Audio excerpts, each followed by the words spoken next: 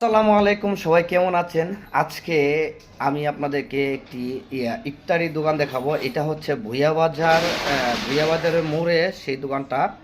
এটা হচ্ছে আমাদের কাউসার ভাইয়ের দোকান। সেই কাউসার ভাইয়ের দোকানের ইফতারি আজ এই রমজান মাস উপলক্ষে কত সুন্দরভাবে কত প্রকার আইটেমের ইফতারি বানাচ্ছে। চলেন যাই আমরা কাউসার ভাইয়ের দোকানের ইফতারি আইটেমগুলো দেখে আসি।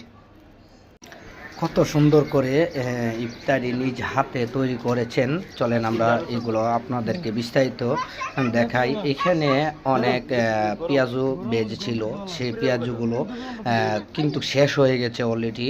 আর এখানে বুরিন্দা আছে এবং গুড়ের জিলাপি আছে।